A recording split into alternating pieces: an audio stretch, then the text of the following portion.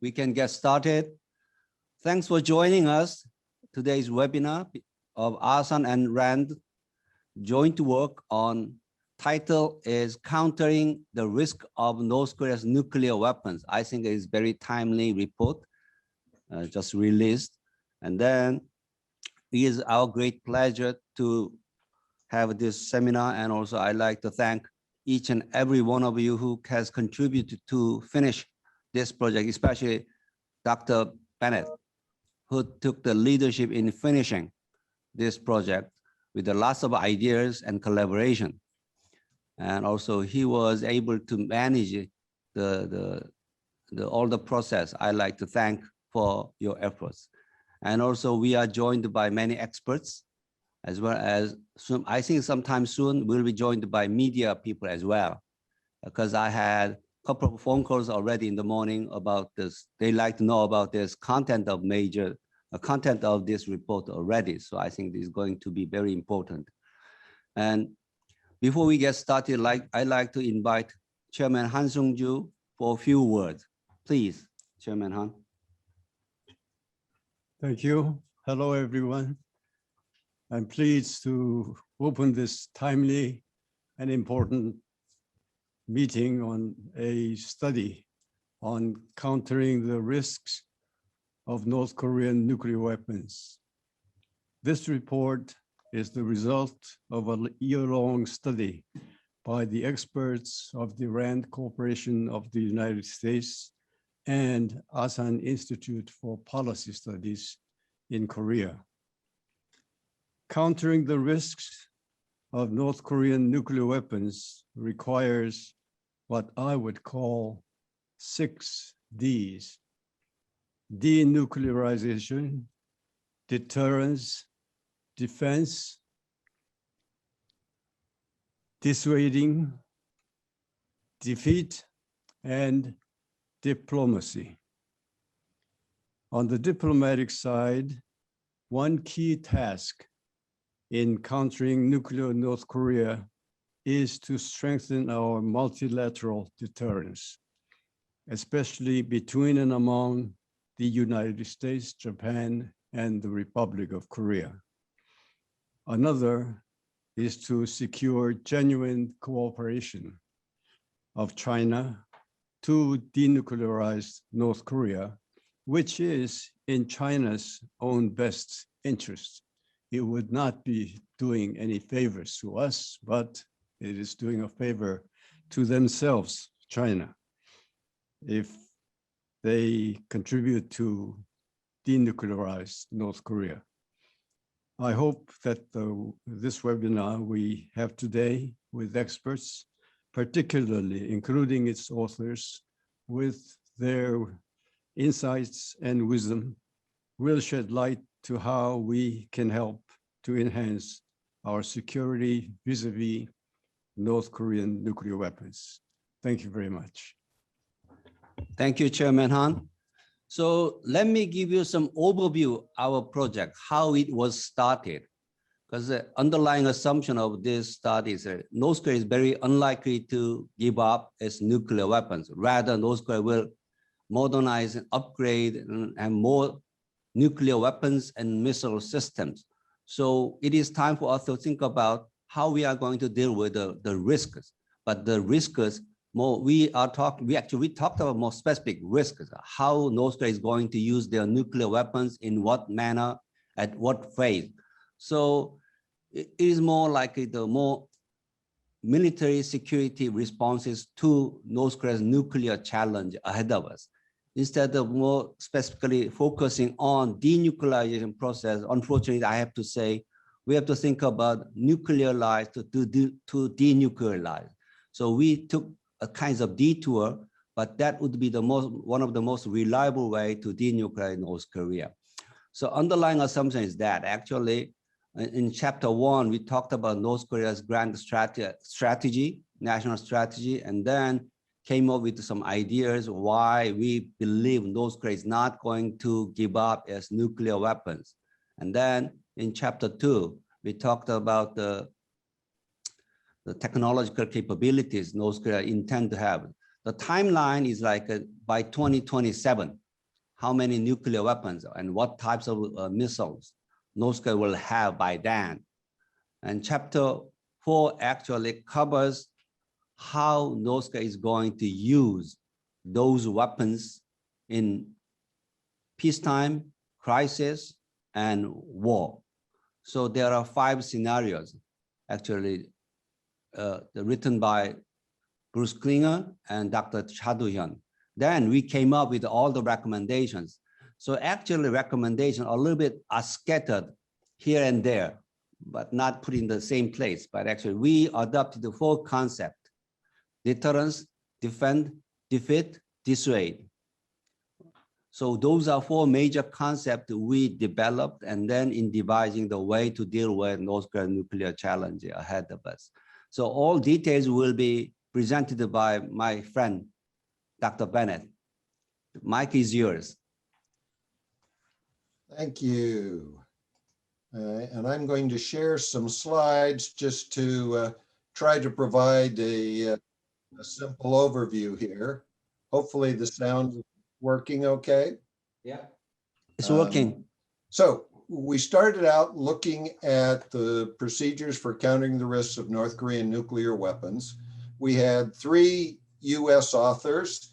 You will note as we proceed today that we are all Bruces. And so you'll have to think of the last names if you want to ask questions later.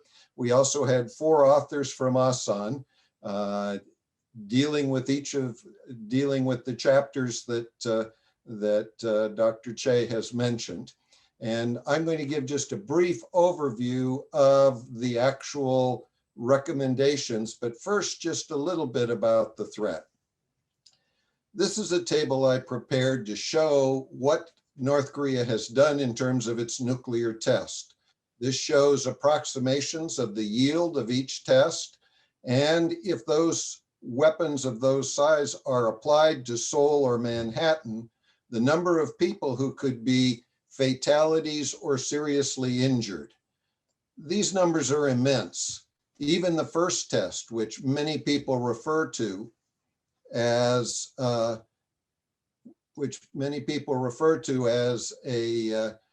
failure, an ability of North Korea to kill or seriously injure 200,000 to 300,000 people is not much of a dud. That is a serious threat, and the higher numbers are much, much greater.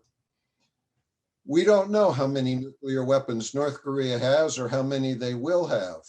But since it will take years for the US and South Korea to prepare to deal with those weapons, we've projected out to roughly 2027 to give ourselves an opportunity to see some implementation of enhancements in the 4 categories that Dr. Che. And these are just some of the kinds of projections that are possible. There are other things as well that could be considered, but the key here is how many uranium enrichment facilities does North Korea really have? We don't know. Many authors say it's 1 or 2 facilities, but there are at least 4 that are identified in the literature as possibilities. Again, we don't know. We aren't sure how many centrifuges each has, but those numbers are derived from the fact that it could be many of them. All right, let me go ahead then and say, so why is the Kim family doing this? Well, they've made a big deal about the importance of their nuclear weapons for regime survival.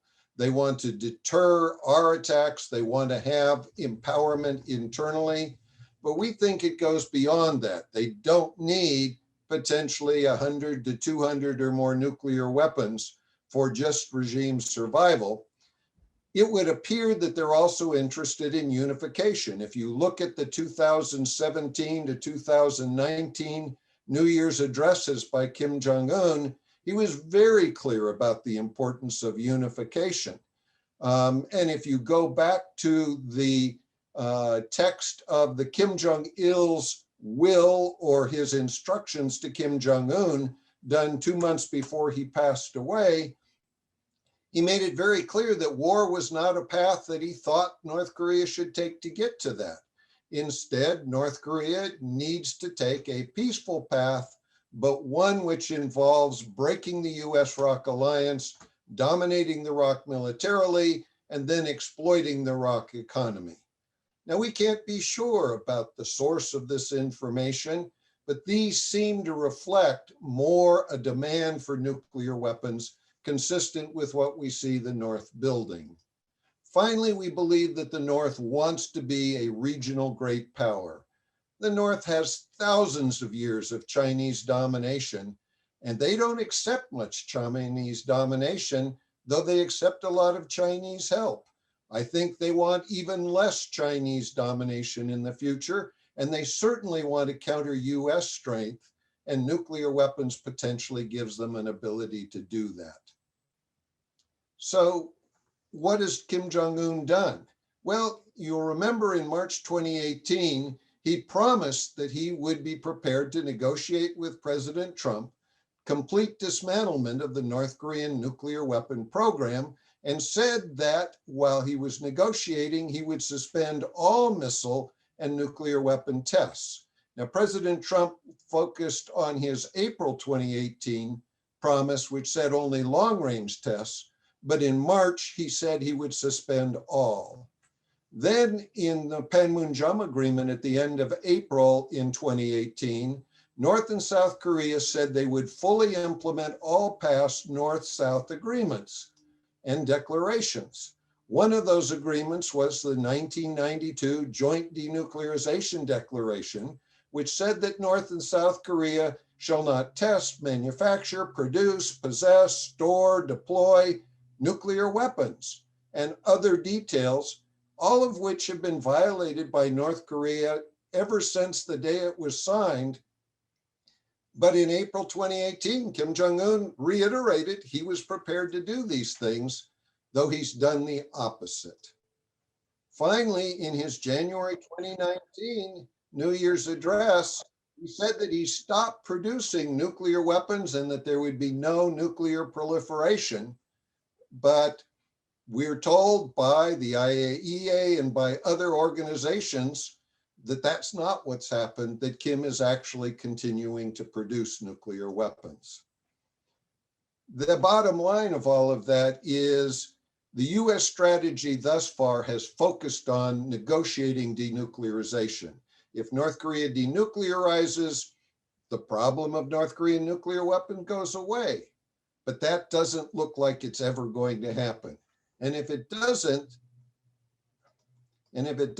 then we need to look towards deterrence as trying to prevent North Korea from using its nuclear weapons, not so much we expect for war, but for coercion and for other reasons. Going back to the Roman account from many, many years ago, the Romans said, if you want peace, prepare for war. That doesn't mean to prepare to immediately fight a war, but if you want to deter, you have to convince your adversary he's not going to win that kind of conflict. And we do that according to the US concepts for deterrence by balancing benefits versus costs and convincing an adversary that the costs will be greater than the benefits. We do that in two ways. One, the formal US approach right now is to emphasize costs, saying that if North Korea uses a nuclear weapon, the regime will be removed. But we are arguing that in addition, we need to be able to defeat North Korean nuclear weapon attacks. So I mentioned that the US doctrine right now is that the regime will not survive nuclear weapon use. This comes from the 2018 Nuclear Posture Review, and it's very specific there, as you can see in red. What does that mean? Well, number one, it means that we have to prepare to find and eliminate the regime. That is going to require what appear to be enhanced capabilities for the US and the ROC to do that. Both of our countries have been preparing elements to do that, but we need more capability to know where Kim Jong-un is at any given time. In addition, We anticipate that Kim will be located in deep underground facilities if he ever uses a nuclear weapon, including many of his regime members. Now, we learned from the US National Academies about 15 years ago that conventional weapons don't provide an effective threat against deep underground facilities. They can only be held at risk of destruction using nuclear weapons. That's an important conclusion because the 2018 Nuclear Posture Review is saying if Kim does what we think he's going to do, then our retaliation to accomplish that objective would have to be done with nuclear weapons. Good news, the US has been preparing what many would call a tactical nuclear weapon, the B-6112, which has a relatively modest yield, minimizing fallout, but it can penetrate into the ground far enough to amplify the yield of that weapon by a factor of 15 to 25 times in order to destroy a deep underground facility. And that is documented in the National Academy account of 2005. Now, beyond that, we want to be able to defeat North Korean nuclear weapon use. So if they're going to use weapons, they've got to have them, the command control system, delivery, and effects. The US and South Korea have tended to focus fairly heavily on missile defense to counter that. But as North Korea builds more nuclear weapons, missile defense is not going to be adequate. We're going to need to be able to do more. We emphasize in the report that part of that is defense against nuclear weapons. And this is key. You know, South Korea's Air Force has functionally only 13 major air bases. That's a small number. And if North Korea really does obtain 50 to 100 nuclear weapons, that's a targetable asset. And so much of the South Korean Defense Reform Plan has gone into Air Force assets. We've got to be prepared to protect those assets. In addition, the United States has started emphasizing activities that are described as occurring left of launch. General Hyten, the deputy chairman of the US Joint Chiefs of Staff, said a couple of weeks ago that we cannot depend upon defeat only with missile defense. We've got to be considering acting left of launch to destroy the missile capabilities and the leadership of the regime preemptively if necessary. And as the size of the North Korean nuclear weapon threat grows, we potentially need to set a threshold at which we increasingly emphasize this kind of approach. And that is described in our report. Now, I would be remiss if I didn't say I don't think that those things are all that is needed. I still think we ought to be trying to get North Korea to denuclearize. I think if we can convince them that they can't win using nuclear weapons, they're going to be more prepared to negotiate. And we can't just use sticks like sanctions. We need to do those, but we also need to consider carrots. We have to start thinking about types of carrots. I would argue, for example, that we ought to invite North Korean graduate students to come to US universities. Those who are able to speak English well enough to do graduate studies, many of them probably come from senior elite families.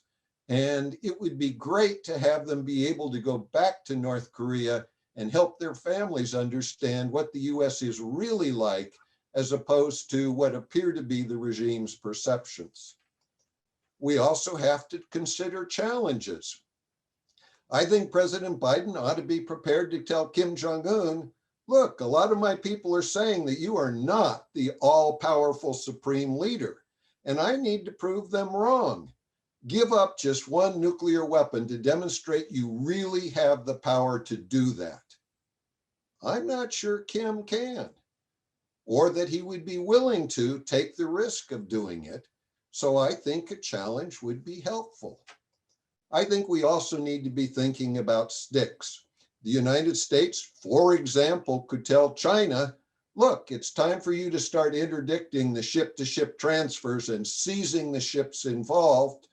If you don't do that, then we'll send the US Navy up into the West Sea to start doing that. We don't have to seize everything, a few ships, and the numbers will likely decrease.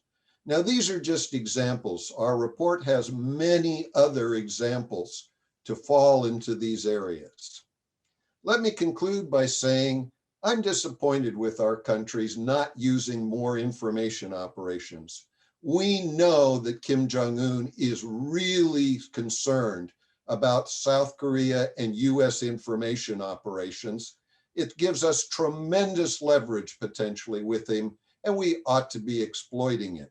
We ought to be saying, for example, that Hanoi's summit was not what Kim told his people is a great success, but was a tremendous failure for Kim. We need to be showing what the outside world is really like, whether it's food, wages, rule of law. We need to talk about human rights and demonstrate that those are important to the outside world and should be important to the regime in North Korea. And then we need to step back and say, you know, North Korea, you always emphasize the hostility of the United States. Who is really more hostile? The United States towards North Korea or North Korea towards the United States? After all, the United States does not train our people and indoctrinate them through schools that North Korea is our main enemy and an eternal adversary, causing many problems in the United States. That kind of indoctrination does not sit well with peace if we're going to have that. And so a peace treaty would be a good thing to gain, but if we're going to gain that, we ought to end not only the hot war of 1950 to 53, but also the North Korean Cold War of 1953 to present. Stop the North Korean and anti-US indoctrinations. And if North Korea is really concerned about regime survival and not trying to do other things, then a limited number of nuclear weapons should be quite adequate for the North rather than the numbers that it is building. With that, I will stop and let some of my colleagues talk about their part of the report. Thank you. Actually, Chairman Han-Sung, would you like to say some words before we go into the author's comments? Chairman Han? Actually, this is a question. We use the word denuclearization liberally and often, but I think we don't mean the same thing. When I say we, everybody, I would like to see somebody explain what the word means to the United States, if different things by Trump on to President Biden, what the word means to South Korea, what the word means to North Korea. And most importantly, when we use the term in this meeting, what does denuclearization mean? Can somebody help me with this? Okay, I think that question will be answered at the author's comment, I think so. So before we go into the next session, I'd like to add some points, because actually in our report, we recommend establishment of a team of strategic advisors to help the design and also help the layout kinds of nuclear warfighting plan, exercise, training, all the members. So I think that's kind of similar to what we have in NATO, the nuclear planning group. So underlying assumption, we have to seriously think about nuclear sharing with our allies, with the introduction of tactical nuclear weapons, what just Bruce Bennett, Dr. Bennett said, B6112, but in addition to that, we have to know more about how we are going to fight a war with North Korea, should it occur. So that was a starting point. And also actually, we have been maintaining kinds of strategic ambiguity, how we are going to deal with North Korea. But underlying assumption, of this report, we like to have strategic clarity. This is what we are going to do. Deliver the very clear message to North Korea to deter North Korea from doing something stupid, but also to give assurance to US allies in the region. That's very much specific. And also, in addition to that, the key concept is a counter leadership and counter force strategy is one of the big core ideas in developing our strategy, the plans vis-a-vis North Korea. And related question about, we actually emphasize the role of the United Nations Command on the Korean Peninsula as well. And also we like to continuation of this Combined Forces Command with some modification, because if you want to carry out nuclear war on the Korean Peninsula, it must have some of the different configuration and structure and command relations. And also we like to see the upcoming transition will be delayed until we solve this problem, because it involves the US nuclear weapons in one way or another. That is, those are under the control of strategic command and also US president. So I think we need to maintain the current CFC the configuration. And of course, there are others, but we can go into details later. So I like to come to the second session, which will be started by Dr. Ko. If you have any additional comment to make. So sure, thanks, Chair. So I think we have a very brief time for the authors to contribute and make comments. So I'll try to be brief. So I was in charge of outlining the content of Chapter 2, North Korea's national strategy. And I think it's very important to understand that the North Korea's national strategy's goal is not just to become a nuclear arms state or like acquire deterrence by retaliations against South Korea and the United States. Their goal goes beyond that, way beyond, I would say, way beyond the regime survival. And this is an anomaly that I think Bruce pointed out earlier in his presentation, why North Korea is building so many nuclear weapons beyond what's necessary for deterring the United States from attacking them. And I think, and then the reason is very simple. North Korea aspires to become a regional great power. I mean, this is very difficult to understand for some people. And then, I mean, but at the same time, it's natural why people have doubts for North Korea's aspiration to become a great regional great power is because North Korea is a very poor and wretched country. And we might wonder why a country like that would aspire to become a regional great power. And the reason is there are two forces. I mean, one is that clearly North Korea wants to acquire nuclear weapons to deter the United States from attacking it. But at the same time, North Korea's own domestic political discourse, which dominates and permeates every aspect of the society, is essentially very nationalistic and aggrandizing nationalistic aspirations. I mean, if you look at the Kim dynasty and then their aspirations, they have this exaggerated understanding of the history and also their role in history, and they want their country to match their rhetoric. And therein lies the political motivation behind becoming a major regional great power. And there are practical aspects to that too. North Korea understands that in order to become a great power, they need, besides having nuclear capability, they also need economic prosperity. And they know that while preserving their outdated political regime, it's going to be impossible for them to engage in sort of the economic development that North Korea's neighbors have enjoyed in the last 3 or 4 decades.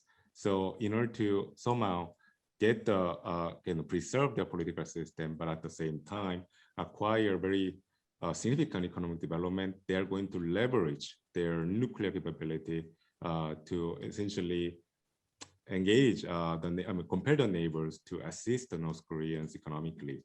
So these two aspects essentially make them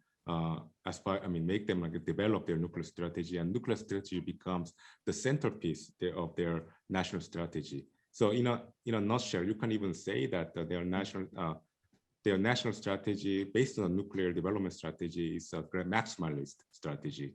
By succeeding in the nuclear development aspect, the success in the nuclear development area, which is going to trickle down to every single aspect of North Korea's national domains, such as military, political, and diplomatic. And that's the reason why North Korea is essentially very focused on nuclear development, because that's going to be the most important domain for them. But therein lies the key dilemma for the North Korean regime. They have succeeded in developing their nuclear capability, but in order to become a regional great power, they need a legitimization of their nuclear capability. And they can only achieve that through the recognition of their nuclear power status by the international community. And by that, we mean the recognition by the United States. And this is one critical aspect that the United States is not well aware of. I think that there's a tendency on the United States that the diplomatic concessions is essentially a throwaway, or as President Trump used to say, just a way to prime the pump of dialogue with North Korea. And that's actually a critical mistake, I would say, because North Korea doesn't really aspire to become, or like a trade their nuclear capability for money, or even diplomatic concessions or political recognitions. They want the legitimization of their nuclear capability by the US government. And that's the reason why they are so focused on negotiating with the United States, even though they have enough nuclear weapons to achieve the goal of the deterrence. So I think that's the reason why we are very close to a very critical point in the Hanoi summit. Had the President Trump agreed to essentially engage in a process, or like I would say, like a series of a small deals with the North Korean regime, would have had the effect of legitimizing the North Korea's not just the regime, but their nuclear capability. And through this legitimization, the North Korean regime would have been able to expand their influence onto their neighbors, especially with South Korea. And I think ultimately, I think North Korea aspired to exercise their influence on all aspects of the South Korean society, and then essentially compel the South Korean government to extend very favorable terms of trade in North Korea, as I had outlined earlier, and that's going to be an important objective for the North Korea's national strategy. So we are passing through a very critical phase at the Hanoi, but we know the Hanoi summit failed, and now we have a new government in a new administration in Washington. And then the new administration clearly has a different disposition towards North Korea. That's one of the indifference towards North Korea, for now at least. But then I think North Korea has another, like an important. 네, 끝나갑니다 지금. So I think North Korea has an important another leverage on the U.S. government, which is that by engaging in a mass production of nuclear weapons, we'll be able to eventually compel the United States government to come to the negotiation table and negotiate with North Korea and grant North Korea what they want. And that's something that I think my colleagues can outline more next. Thank you. Thank you, Dr. Go.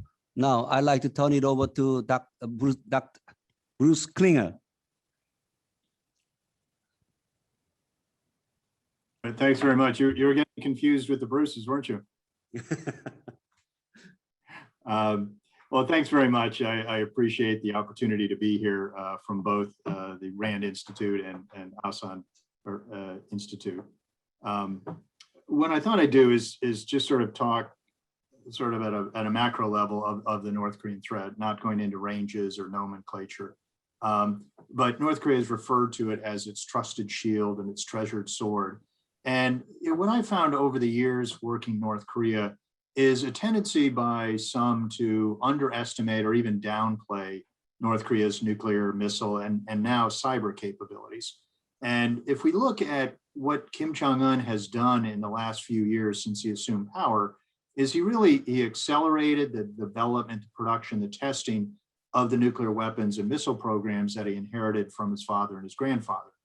He's created a new generation of more advanced, more accurate, more survivable missiles for all ranges that escalates the nuclear threat against South Korea, Japan, our bases in Guam and Okinawa, as well as now the continental United States. They've developed mobile, land-based and sea-based missile systems that are harder to detect and target. They've produced several different solid fuel missiles that reduce the time necessary for launch.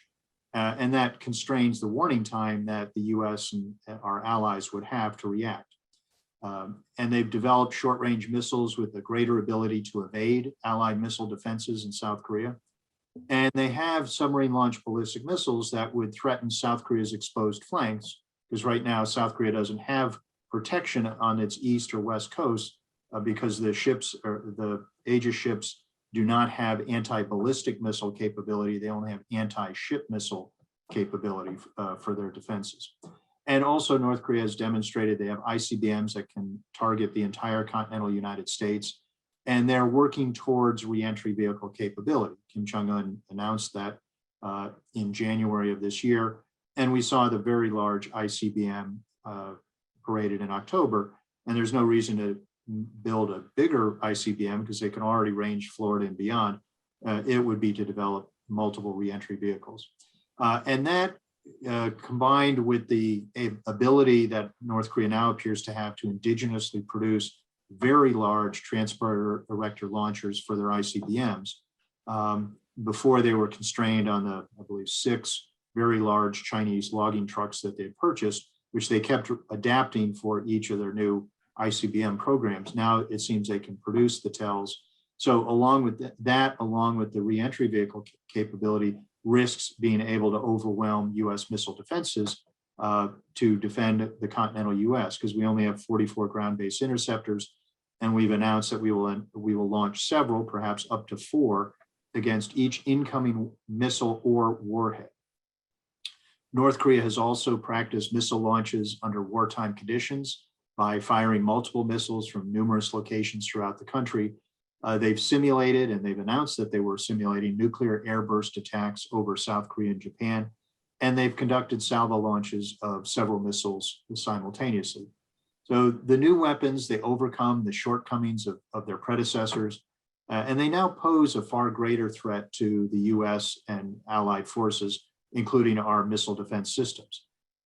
Pyongyang's evolving nuclear and missile forces are increasingly providing the regime with the ability to conduct a surprise preemptive first strike, retaliatory second strike, and battlefield counterforce attacks. And Pyongyang's continuing development of nuclear and missile programs beyond the necessary requirements for deterrence suggests the regime is striving for a true warfighting strategy. Now, as I've said, that puts our allied forces at greater risk. It augments the danger to the continental United States, and it degrades military responses to North Korean actions, including undermining the effectiveness of existing war plans, such as Op Plan 5015. It raises the potential for greater regime willingness to engage in even more provocative behavior or coercive diplomacy against South Korea and Japan. And it could inhibit US responses or exacerbate growing allied concerns about the viability of the US extended deterrence guarantee. And we've seen over the years, South Korea and Japan become increasingly concerned or nervous about the viability of that guarantee once the US homeland was under risk of nuclear attack, sort of the offset, would we really trade San Francisco for Seoul or Toledo for Tokyo? So such misgivings could lead either nation or either ally to either go down the nuclear path themselves or perhaps become more accommodating to North Korean coercion. So I'll leave it there, and I look forward to everyone's questions. Thank you. Now, I'd like to turn it over to another Bruce Bechtel, please. Okay, well, it's nice to be here from the lovely scenic town of San Angelo, Texas, nestled on the luxurious Concho River, which runs along the border of Angelo State University, the Cornell of Texas. So I'm happy to be here. Bruce talked a bit about missiles, that is to say, Bruce Klinger, East Coast Bruce. West Coast Bruce talked a lot about nuclear capabilities, and that's important as well. I'm going to talk about some specifics, if I may. So before I actually get into this in depth, I'd just like to point out something that I always say when I'm talking about North Korea's military capabilities. North Korea's nuclear capability and the focus of the United States on that right now should be looked at in the light of the nuclear program is simply a symptom of the overall North Korean problem. It's only one aspect of it. It's a big deal, but it's a symptom of the bigger problem, which is North Korea's rogue state behavior. So I'll just address that. Let's talk about ballistic missiles. North Korea has improved its missiles in range and accuracy, not just over the past 4 years, because I know that Democrats in the United States want to say it's during the Trump administration. And of course, the Republicans will say it was during the Obama administration. And they're doing this, pointing the finger at each other. Well, they're both right, because North Korea has increased its capabilities, its military capabilities, its missile capabilities, and nuclear capabilities in every presidential administration, Democrat and Republican in the United States, since 1994. These are facts, not just assessments. In the past 4 years, because in 2018, North Korea agreed, Kim Jong-un agreed, that he would not fire ICBMs or test nukes, we've seen a focus on short-range missiles, such as the North Korean version of the Iskander, the Russian missile that is being used right now in the Azerbaijan-Armenian war. Had a lot of problems, by the way. I mean, we read in the press, what a dynamic new missile this is. Well, go back and look at what it's doing right now in the Azerbaijan-Armenian war. That missile has some issues. Also been used during the Syrian civil war. There was a couple of batteries of Iskander missiles in Damascus, which is probably where the North Koreans got it. The Russians gave it to the Syrians. The Syrians probably sold it to the North Koreans, and Algeria has it as well. So interesting stuff. Just another example, this is one of the missiles that I think one of my predecessors talked about can actually maneuver once it comes down out of its ballistic flight, which is unusual. The problem with the missile is it doesn't work as well as one would hope, and we've seen that play out in the Azerbaijan-Armenian war. They're also improving, I might add. Can everybody hear me okay? Yeah. Good. Good. Good. They're also improving, I might add, in their numbers of missiles. So we look at the basics. They've got over 200 Scuds. They've got over 200 Musadons, at least 30 or 40 of which won't explode either on the pad or in the air. They've got obviously all kinds of other missiles that are very capable. According to a defector who has dealt with my good friend Dave Maxwell and others, including Greg Scarlett, to HRNK, they have at least 30 launchers for their ICBMs, their Hwasong 14 and Hwasong 15s. That's a big deal. If you can launch 30 ICBMs in the United States all at the same time, who cares if you got MIRVs or not? You got a lot of missiles going in the air all at the same time. That's a big deal. So something to think about. I'm going over briefly the kind of stuff we had in our chapter. We had nukes and missiles, but nukes have already been talked about. Let me talk about solid versus liquid. North Korea, many people in the press have made much more of a big deal about solid versus liquid than they should have. Yes, liquid fuel is more volatile if you transport it over territory, but not so, I mean, unless you hold a match to it, it's unlikely to explode or do those kind of things. That's more likely on the pad when you're transporting it. But to exacerbate this, and we've seen the North Koreans do this several times now, they have a lot of tunnels underground where they can actually fuel the missile, pull it outside the tunnel, and launch it. Do we know where some of these tunnels are? Yes, because we've seen them launch the missiles from these tunnels. Do we know where all of them are? Not even close. When they're doing training, they're going to actually pull it out of the tunnel, take it somewhere else, and launch it from there, a flat area. What's more, they've helped the Iranians, and I'm going to talk about this in a minute. They've helped the Iranians build such tunnels, and we've seen film of that in the past 2 months of these huge underground Iranian facilities that the North Koreans helped them to build, where they can actually have a ballistic missile, a Scud, fully erect, fuel it with liquid fuel, take it outside, and then launch it. So big concern, and it's something we should worry about. And I'll talk about proliferation in a minute. Let me talk briefly about reentry, because this has been, as Bruce Klinger said, people tend to downplay North Korean military capabilities, often based on their political leanings. Well, I want to downplay that, or I want to build that up. Let's talk about reentry. Let's talk about facts.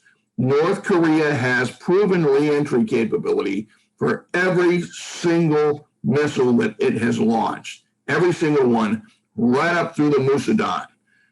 They have launched now the Hwasong-12, which is an IRBM and can destroy Guam or hit Guam, and the Hwasong-14 and 15, which use the Hwasong-12 engines as their first stage.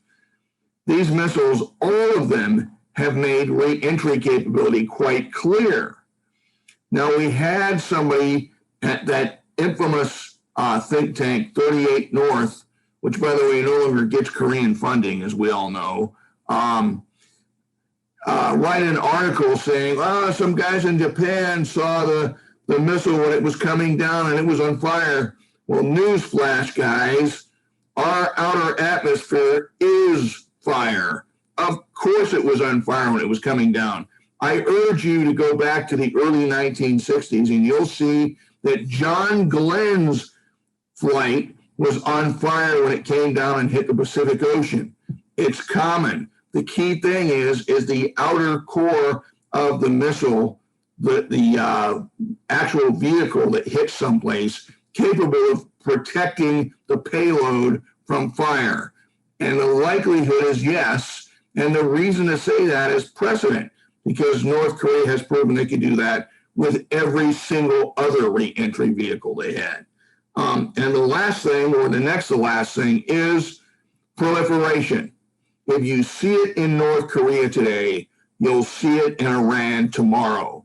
Also in our chapter, Iran has Scud B, C, D, Musadan, Nodong, and yes, elements of the Unha. The first stage is 4 Nodong engines clustered together.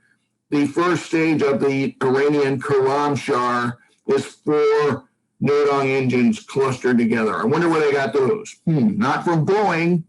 So that's very important as well. And we now know that the Hwasong-12, 14, and 15 have been sold to the North Koreans, to the Iranians by the North Koreans, which essentially means that North Korea can hit us from the west, and Iran will soon be able to hit us from the east.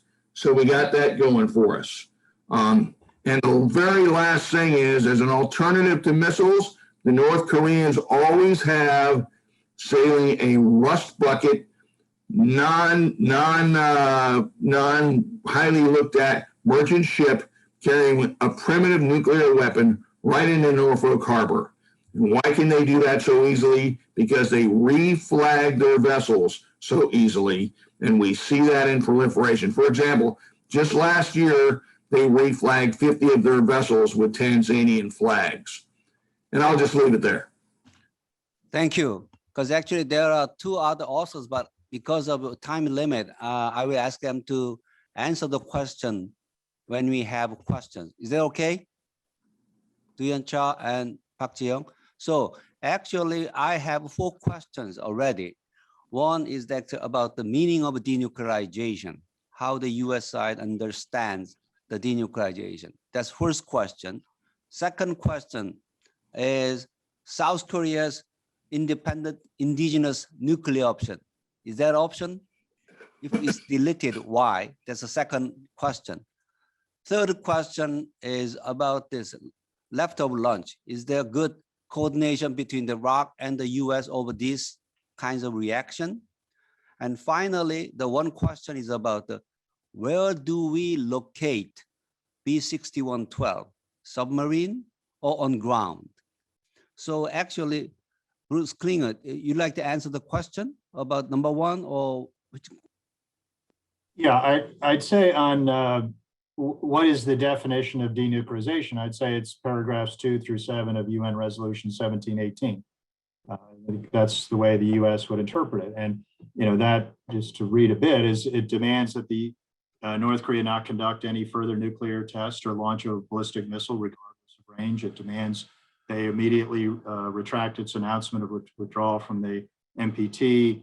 You know, it goes on. It's the CVID that is required under 11 UN resolutions. So CVID is not a US negotiating position. It's the requirement under those UN resolutions. So North Korea is required to suspend all its activities related to ballistic missile programs and weapons of mass destruction, not only nuclear, which everyone is focused on, but also its biological and chemical warfare program. So, you know, I just say I think that's a pretty straightforward indication of what the U.S. would see denuclearization is. North Korea, on the other hand, sees it as sort of global arms control. They've told many of us they'll go to zero when the U.S. goes to zero. And we also have a differing definition of what the Korean Peninsula is. We see it as the landmass in Northeast Asia. They see it as anything that impacts or influences the peninsula. So that would include U.S. aircraft, carriers, submarines in and around the ocean, the peninsula, and even things such as Guam. So, and they announced that in a December, I think, 2019 statement, and that's consistent with other statements they've had. Thank you, Mr. Klinger. Now, who can answer the question? South Korea's the independent nuclear capability.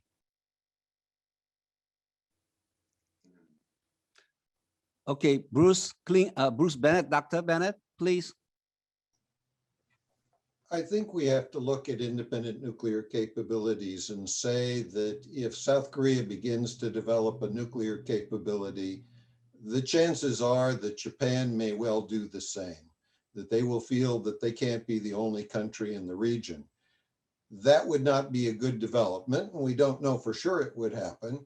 But if South Korea and Japan start developing nuclear weapons, I think China will expand its development program, and we likely will see a regional nuclear arms race.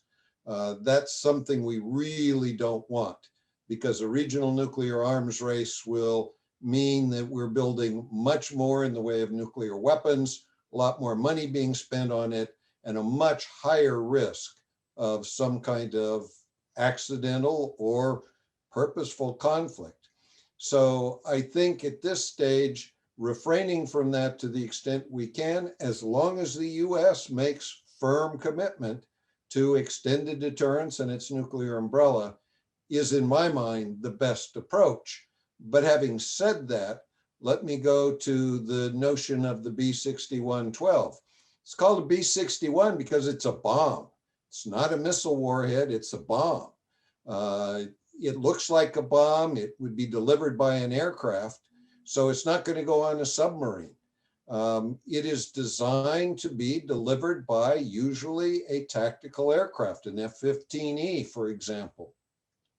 But it can't be the F-15 South Korea has, because the aircraft has to have very specialized electronics for delivering a nuclear weapon.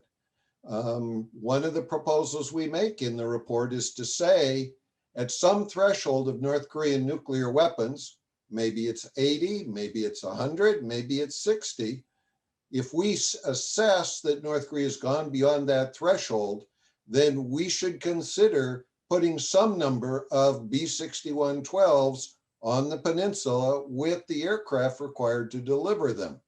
Now, I said in the report 8 warheads, because that's probably enough to cover the underground facilities where Kim would likely locate if we've got decent intelligence. But this would be something where we're not trying to start a major arms race, but we are trying to be prepared to convince Kim that he cannot use nuclear weapons without putting his regime's future in serious jeopardy. I'll stop there. Okay, let me add just a couple of points. Actually, I believe North Korea has already crossed the line, so actually threshold. But we were very much diplomatic in arguing that they artificially lay out the number. But actually, I believe North Korea has crossed the threshold. That's the urgency of considering the reintroduction of tactical nuclear weapon B6112 is a very option we have to think about. Actually, we discussed about actual numbers. So Dr. Bennett argued for 8 to 12, but I like to have more because as we have to think about the possibility of failure in locating Kim Jong-un or the military command posts. So I think I like to have more, but one of the essence is we like to have more European NATO version of nuclear sharing program on the Korean Peninsula. So for that aspect, if US failed to provide credible commitment to the defense of South Korea may seriously consider independent nuclear options. That's not what we want. That's why we are arguing for actually to more clarity in our war plan and show the readiness and capability we have in responding to North Korea's threat. And about this, the leftover lunch, coordination of leftover lunch operation, actually, that's one of the reasons why we introduced team of strategic advisors.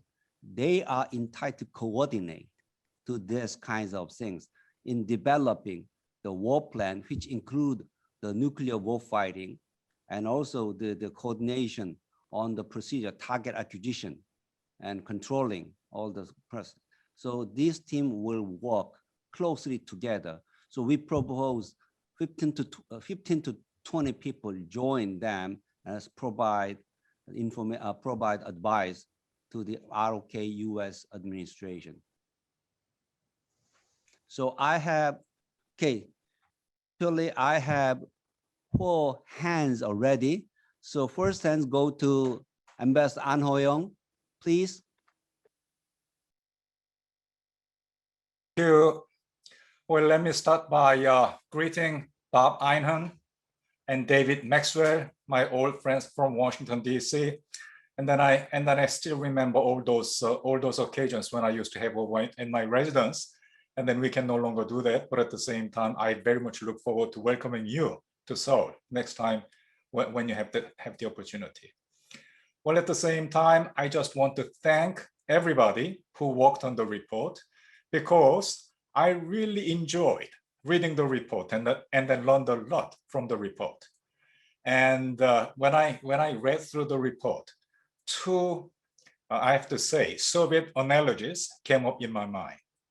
First analogy was with respect to deterrence.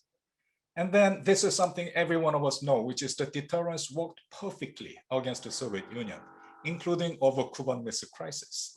And then if that is the case, I don't think there is any concern for us to be expecting that it will work perfectly against North Korea as well. But at the same time, I think there is important difference between deterrence against the Soviet Union and deterrence against North Korea. Why? Because world deterrence against North Korea is extended deterrence. And because of that reason, I think it is absolutely necessary that we do not do anything, say anything, which in fact could be undermining the credibility in the extended deterrence. And then let me just try to be more specific, which is that every time there is a change in the US government, then there is discussion in Washington, D.C. And then there is to say, well, let us just try to think about decoupling our interests in the sense that United States, for the time being, we in fact do not have to be so much concerned about 30 or 40 nuclear warheads. We in fact should focus more upon ICBM and SLBM. What would be the implication of that saying in Korea, in Japan, in Pyongyang, and in China? I think it will seriously undermine the credibility in the extended deterrence. But at the same time, it will unnecessarily embolden North Korea, and even could be attracting North Korea to acts of provocation and then adventurism. At the same time, definitely, it will harden its position on the denuclearization front as well. So that is the first analogy which came up in my mind. My second Soviet analogy would be economy, in the sense that, well, of course, when the Soviet Union came down in 1992, then Soviet economy was in very poor shape. But at the same time, it was in far better shape than North Korean economy today. Well, I was watching, and then because of that, can you wrap up in 30 seconds? Surely I will try to do that. Well, President Kim Jong-un is a very frustrated man. Why? The first source of frustration is economy. And then as a matter of fact, there is one sure sign of sanction working. And then that in fact is something we should take best advantage of. I'm done. Thank you so much. Thank you. Now I'd like to turn it over to Mr. Einhorn. Thank you. Thank you so much. First of all, it's great to see Ambassador An. I miss you, Minister Han Sung-ju. Great to see you as well, my other Korean friends and American colleagues. A couple of questions. One for Chae Kang. You talked about NATO's nuclear sharing arrangement having some kind of a counterpart in the US ROK relationship. What specifically do you mean by that? Do you have in mind the stationing of American tactical weapons in Korean territory, the training of South Korean pilots in the delivery of US nuclear weapons and so forth? What do you mean specifically by that? Second point, I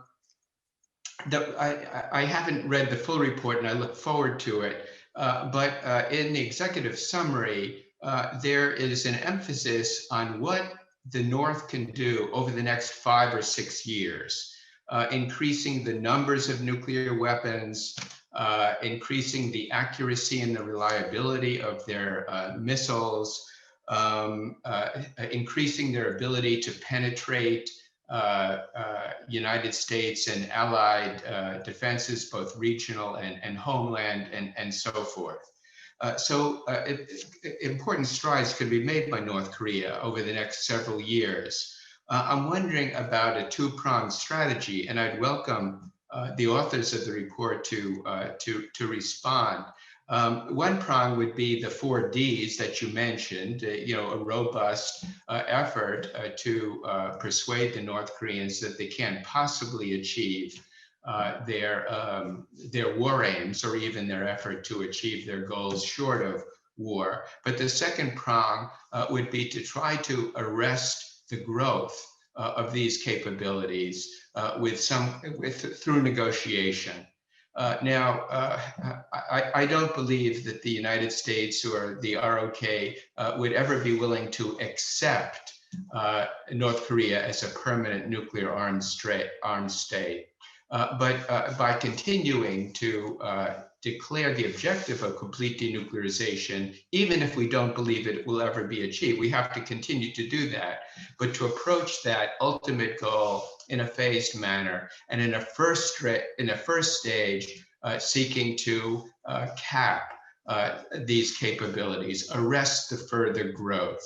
And by arresting the further growth, I think we put ourselves in a better position to counter those capabilities. The Pentagon would much prefer to work against a constrained threat, an unresponsive threat, rather than one that's constantly growing. If we want to have capable missile defenses, we want to constrain those capabilities. So what do you think? I've written about this in a recent article in 38 North. I lay out an approach to this phase approach. But what do you think about this double-pronged effort, including a phased approach to denuclearization? Thank you. Thank you. I think we have some questions to be answered, and then I will collect more questions after finishing answering the question.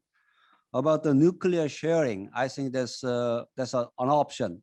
But actually, before we go into that, nuclear planning group, or similar to what we have, in here we talked about team of strategic advisors to think about it.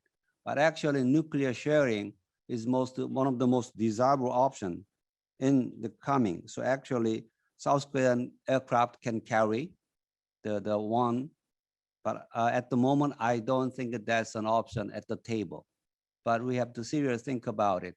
If US cannot provide enough aircraft, so maybe you have to think about designate some aircraft of South Korean Air Force can carry out that mission as well. So that's the next step. We have to keep all the options on the table. That's my response. Dr. Bennett, you like to add something on that?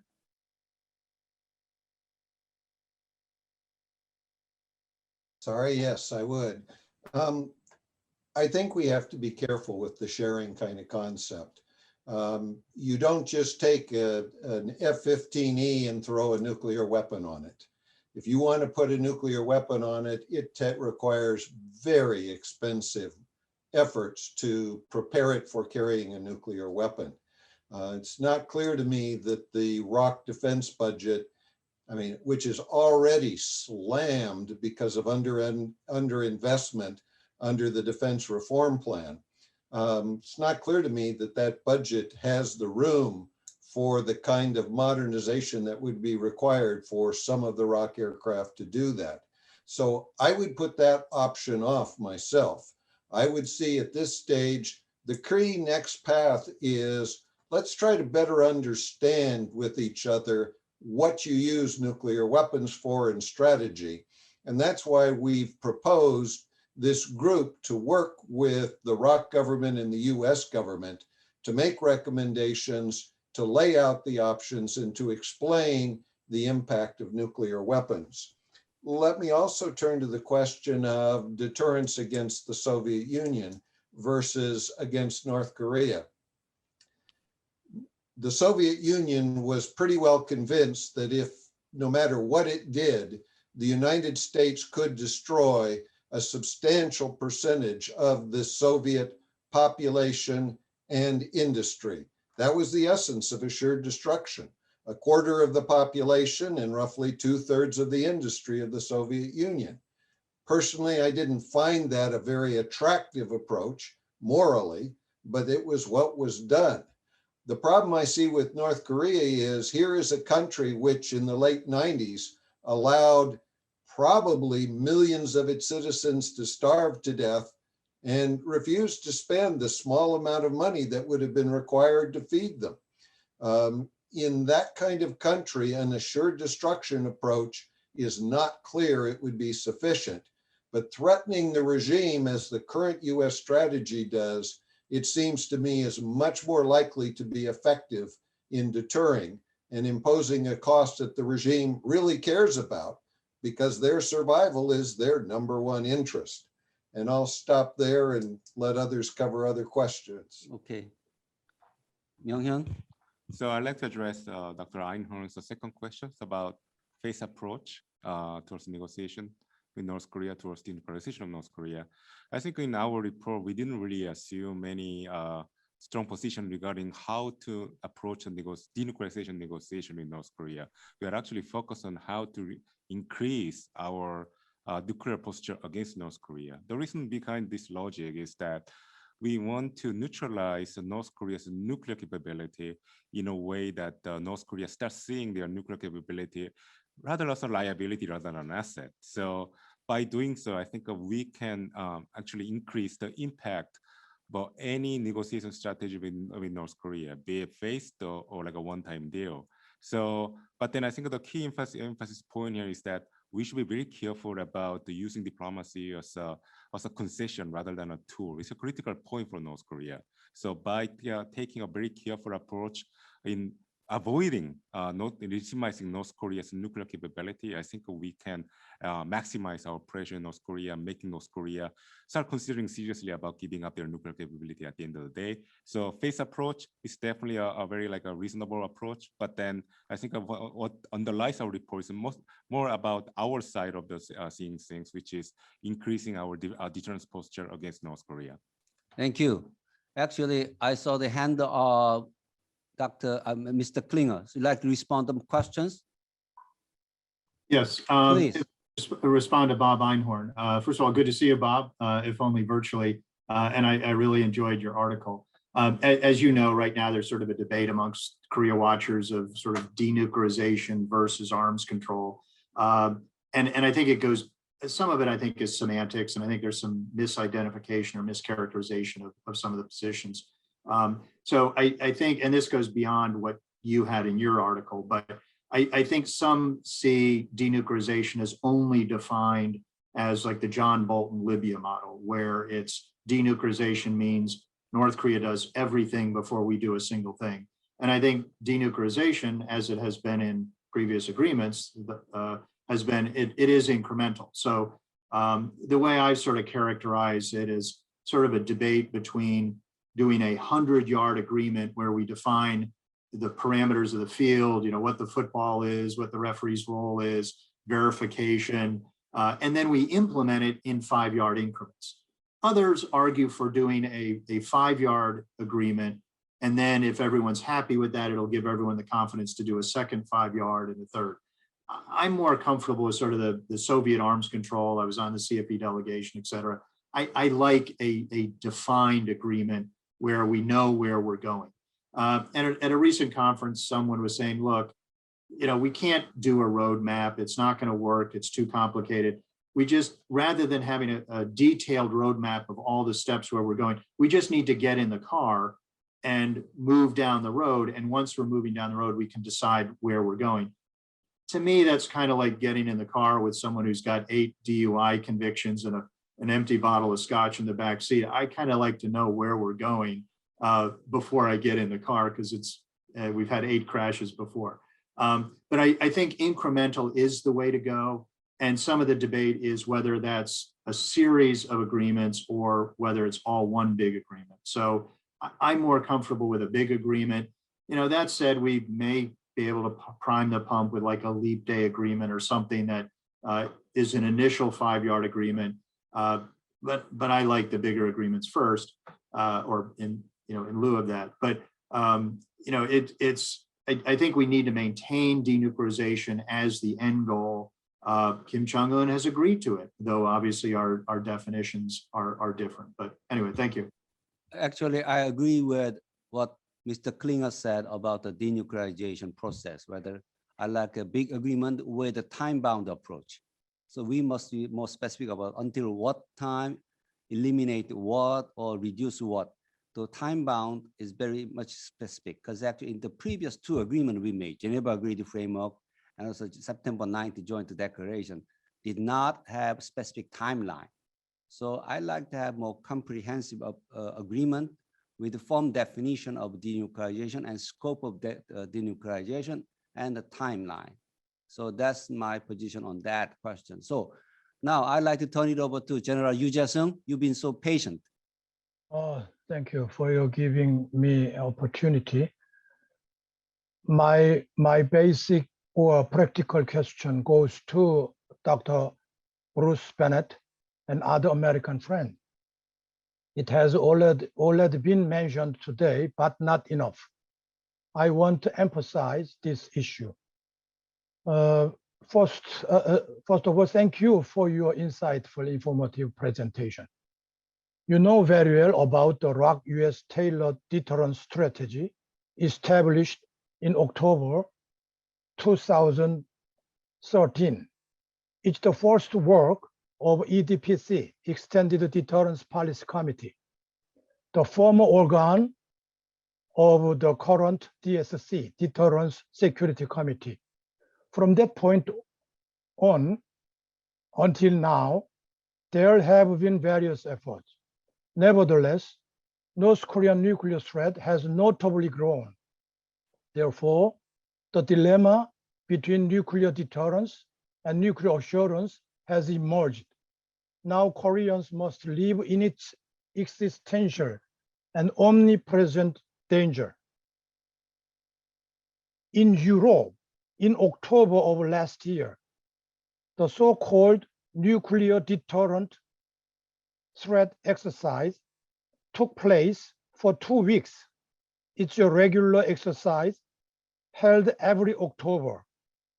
breaking the custom of non-disclosure principle, Secretary General Jens Stoltenberg visited a tactical nuclear storage base in the Netherlands, demonstrating B-6112 operational procedures training and the flight training to cover the B-52 strategic nuclear bomber. The ROC has faithfully followed the NPT norm that was in fact in 1970. Nevertheless, the posture of deterrence against North Korea's nuclear weapons and assurance given to the ROC security is much looser than that of NATO allies. What kind of additional measures could be applied and realized to reassure the ROC's nuclear security? For example, the nuclear crisis management should be practiced during the ROC and US combined commanding post exercise. We don't have such an experience so far, I know. The lessons learned from this exercise should be used to create a new mechanism. Furthermore, I think it is necessary to start a discussion to form Asian version of a nuclear planning group among the United States, Korea, Japan, and Australia. This consultative body will be able to share opinions on additional nuclear security measures, including forward deployment posture adjustment of a non-strategic tactical nuclear weapon. I will stop here. What do you think about this? Thank you very much. So your comment actually are in our report, very similarly. So there's no disagreement. So I will go back to your question. Now, David, it's good to see you. Now, I'd like to turn it over to you. Thank you very much. And good to see everyone here, and good to see you, Ambassador An. I miss you as well. And hopefully after COVID here, I'll be able to travel to Korea and see you. I just have really 3 points that I want to commend the authors in the report and just really emphasize. The first point to emphasize and reinforce what Ambassador An said. I'm reminded of the British strategist, Sir Lawrence Freedman, and he says that deterrence works until it doesn't. And we have been dependent on deterrence and have been successfully deterring North Korea for all these years. And I think it's important that we look at the worst case and when deterrence doesn't work. And so I think that's one of the key contributions of this report. And along those lines, the second point, I think it's really important that we realistically assess how North Korea will employ its nuclear capabilities. And that has to really rest on a thorough understanding of the nature, the objectives, and the strategy of the Kim family regime.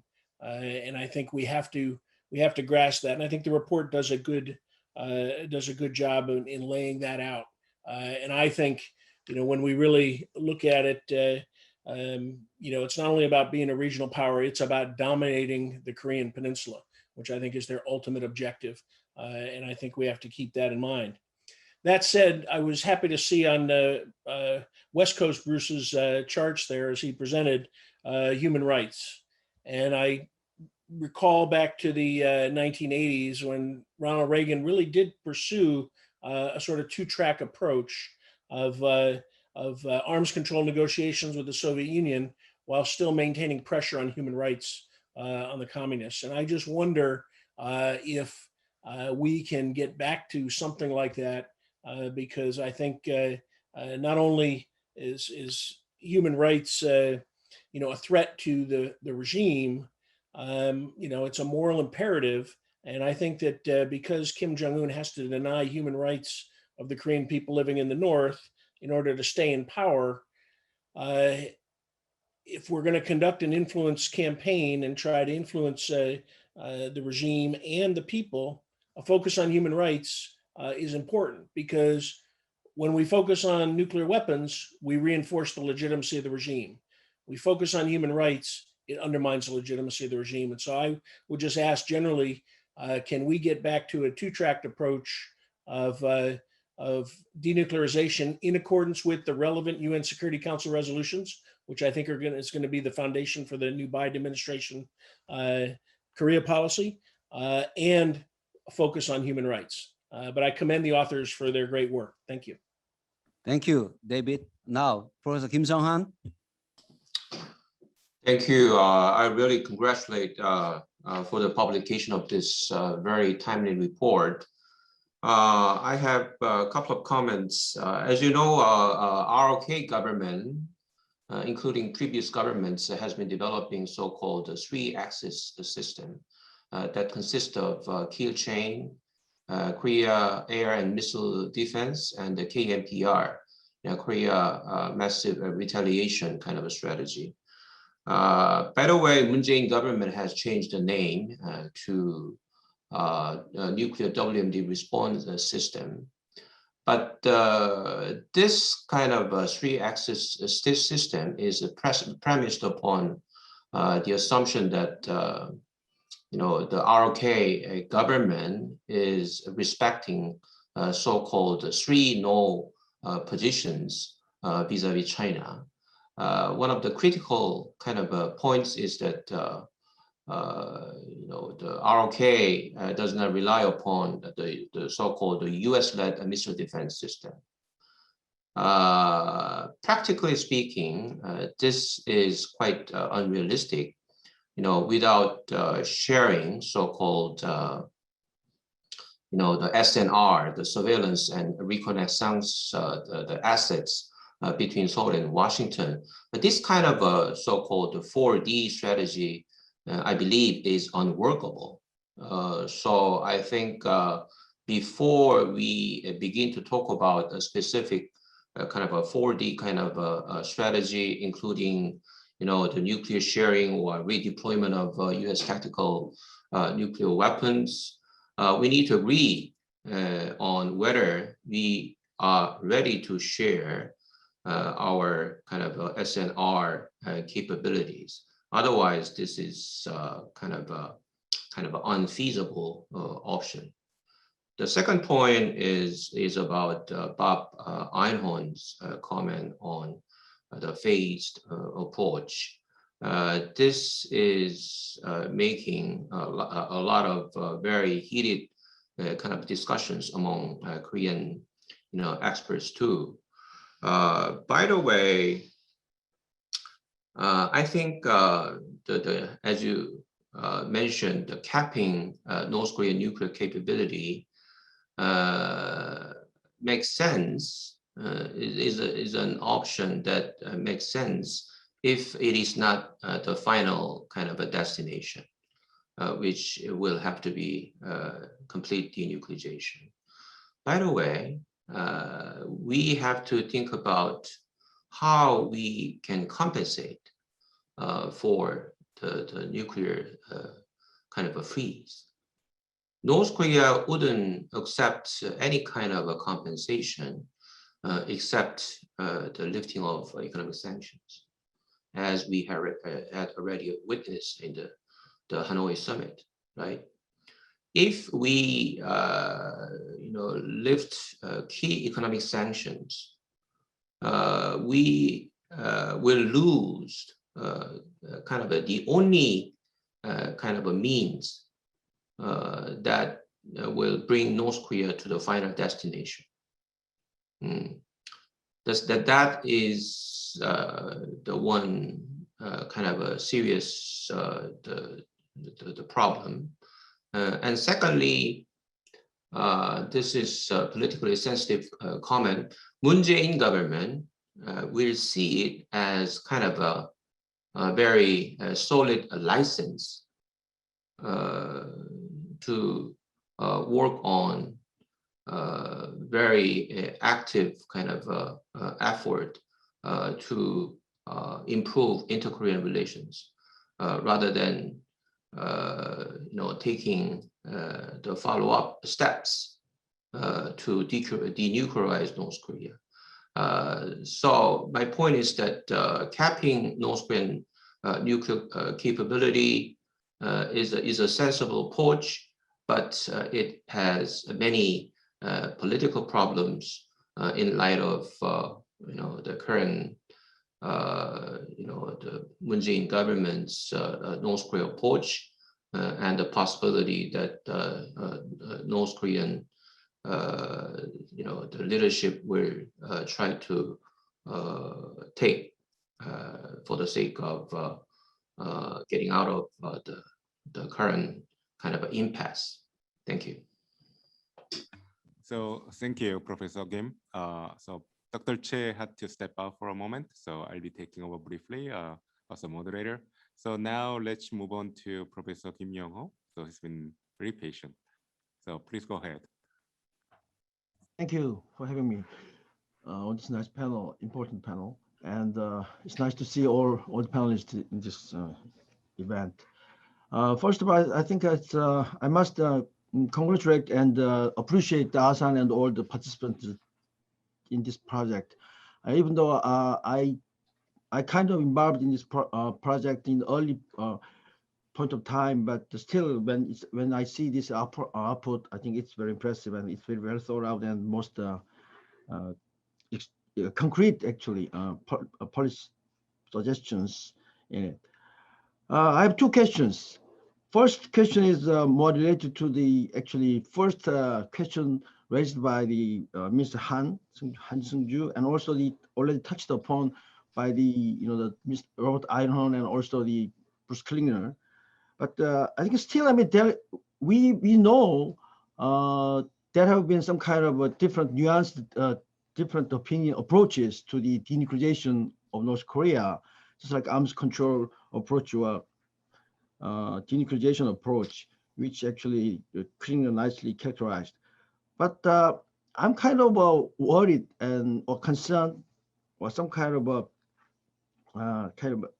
anxiety about the trend. It seems like the current kind of debate or review of the American government and the expert on this matter leaning toward like more like arms control approach. I mean, of course, I mean we all emphasize the complete denuclearization, but and also I think it's even though I agree on the phased approach, but just like Bruce Klinger said, I think we need some kind of big agreement on the whole picture, and then we can proceed with some kind of phased kind of implementation process. But seems like people in the American government or more in expert like even Victor Cha, and even that Bruce Bennett. You mentioned about your sentence. Instead of eliminating all the nuclear weapons, you said it's less than 20 nuclear weapons. You seems like allow them to have that less than 20 nuclear warhead by the North Koreans. So I mean, it worries me. So what is the kind of current prospect for the American government, the conclusion of the review of the North Korean policy? That's my first question. And second question is, it also already touched upon by a few participants, but the reception by American government and expert on this matter about the concrete proposals or policy suggestions, included in this report. Already, actually, that Bruce Bennett kind of withdraw your support for the kind of that Korean plays involvement in this. That's implementing nuclear bombing operations. So the reception on these 2 points, I think, first of all, I think that's the tactical nuclear weapon deployment in Korea, somewhere around in Korea or in Korean soil.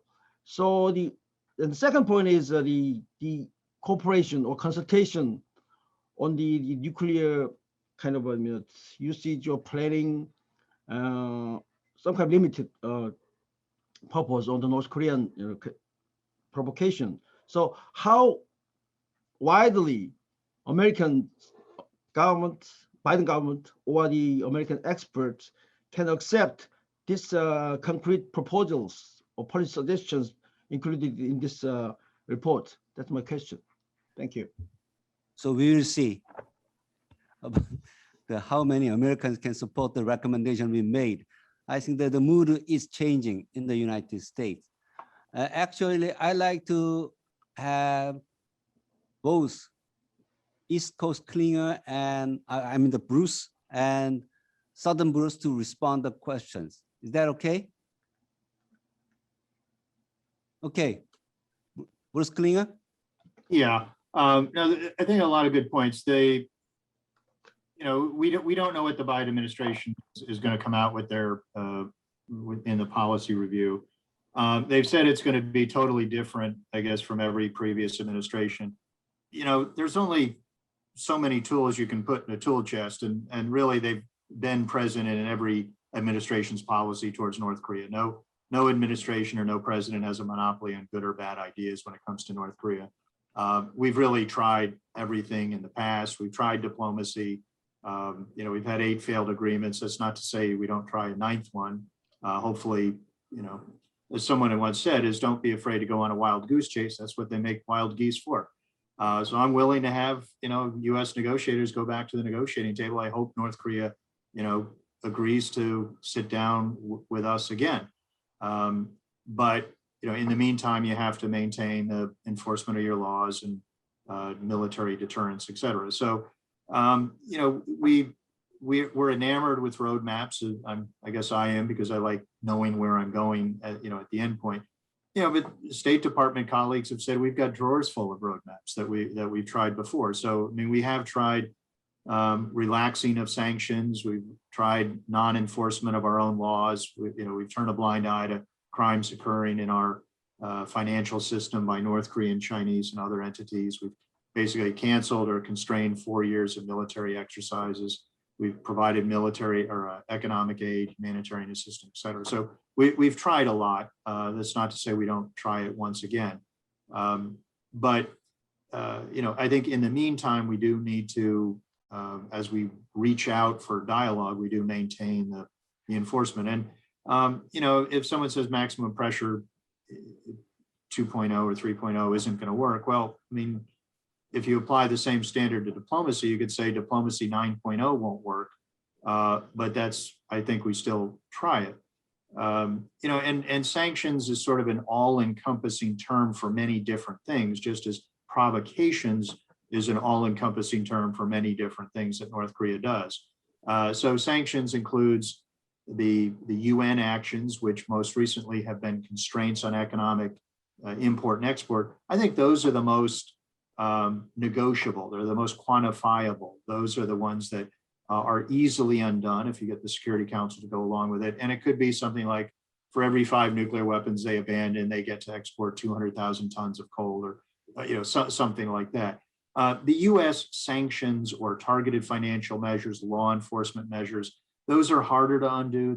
They're mostly laws, and they're related to other than nuclear and missile activities. They're human rights, they're criminal activities such as counterfeiting or money laundering crimes, et cetera. So I think the UN sanctions are the ones that would be the biggest part of negotiations, whether it's bilaterally between the US or North Korea, or I think we have to multilateralize it at some point because North Korea's neighbors also have their own equities.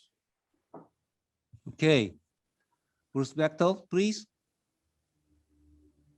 Yeah, I often agree with Bruce Klinger, although I was a much better Marine than his son is, by the way. Okay, thank you. Okay, Bruce. Actually, before we conclude, I'd like to invite the Prime Minister Lee Hong-gu for a few words, please. Prime Minister.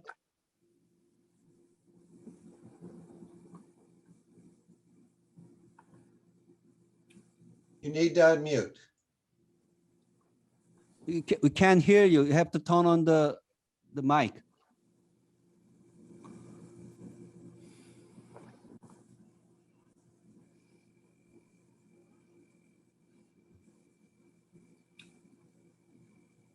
We can't hear you. Are you talking to the Prime Minister, or are you talking to me? No, Prime Minister. He's muted.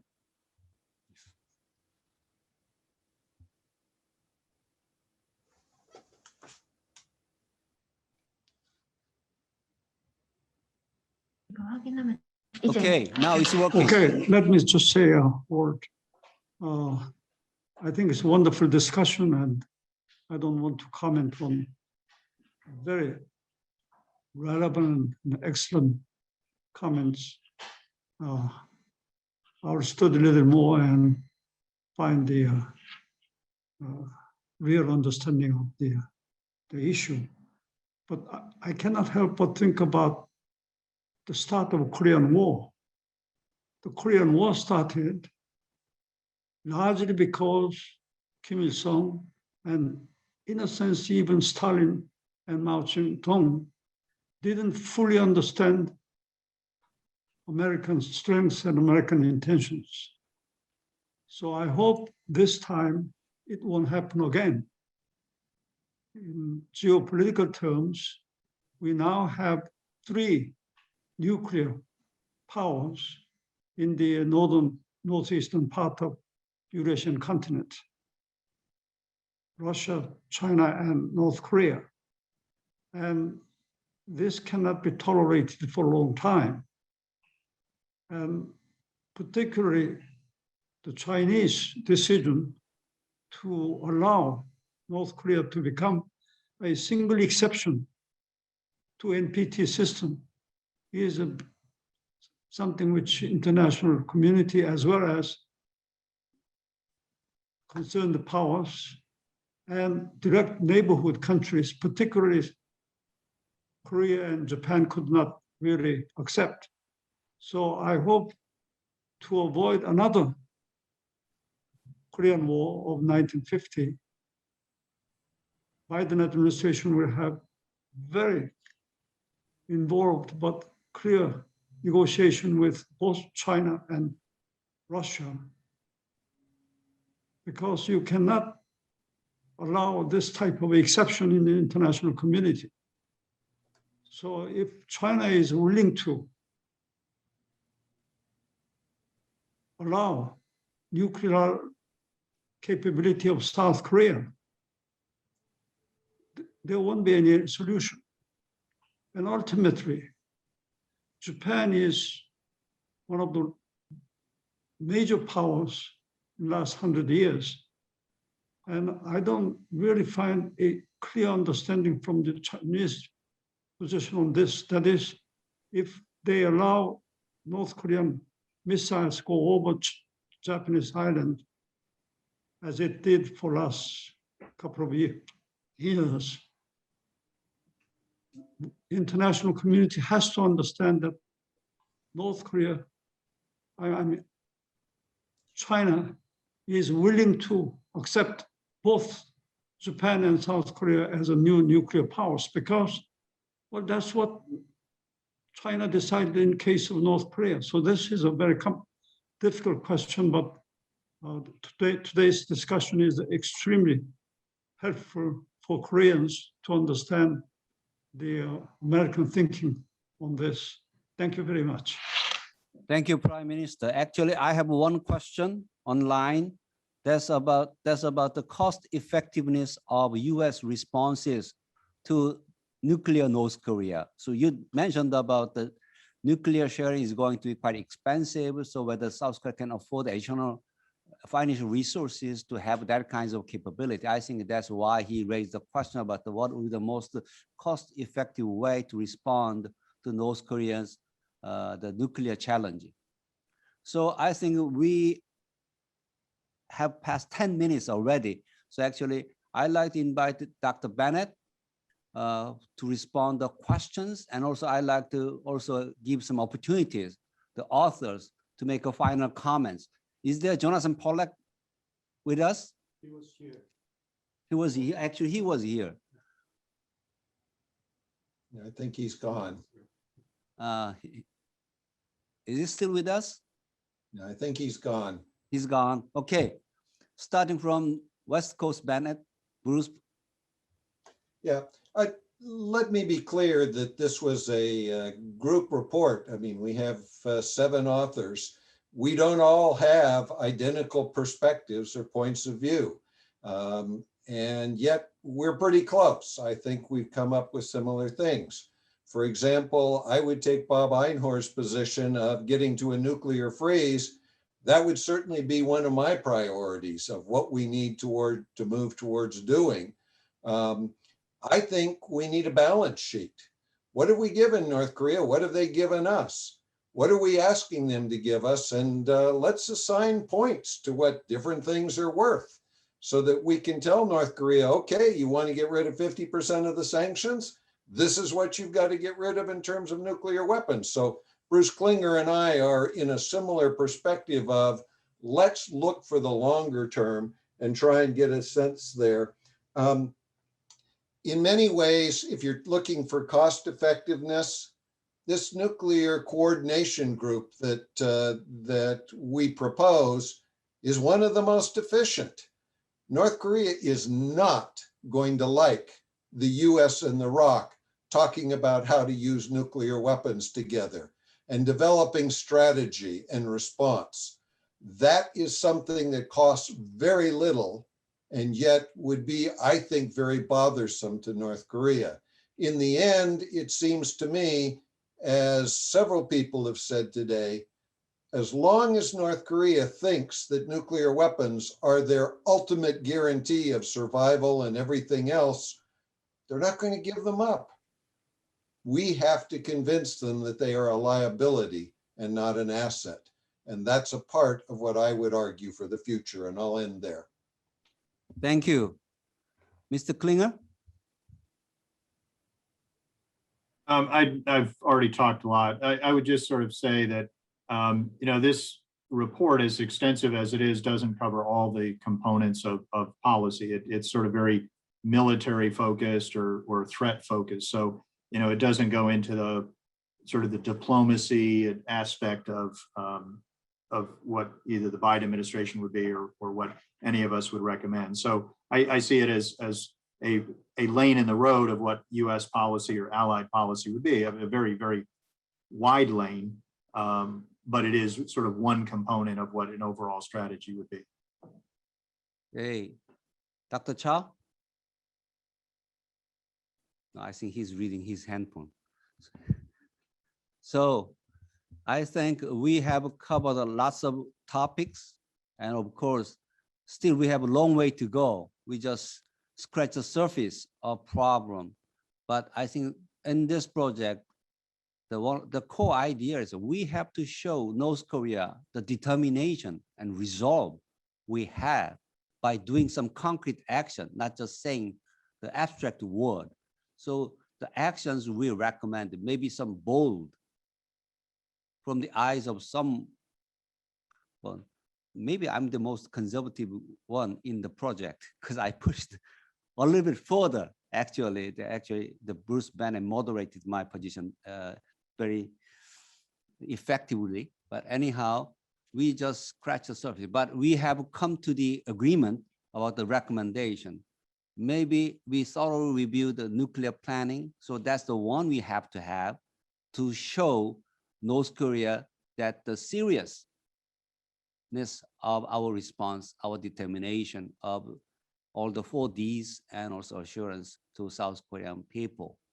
So before concluding, I'd like to invite Chairman Han Seung-ju for the concluding remark.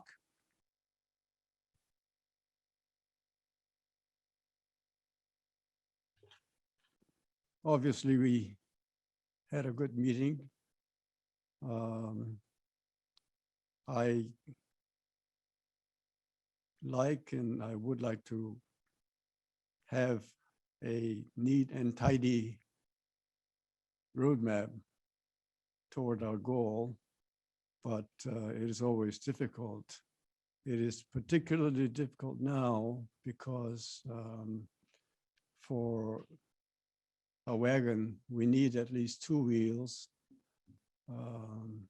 Until last year, we had only 1 wheel. This year, I mean, we didn't have any wheels with the internal politics as it was both in the United States and in South Korea. This year, we have at least 1 wheel. reasonable. And we'll have to wait until next year for the other wheel to come alive. And so in the meantime, I think this is very useful study, and it raises as many good questions as answers, but it was good exercise, and I hope next year we will have a similar project with two working wheels for the wagon. Thank you very much.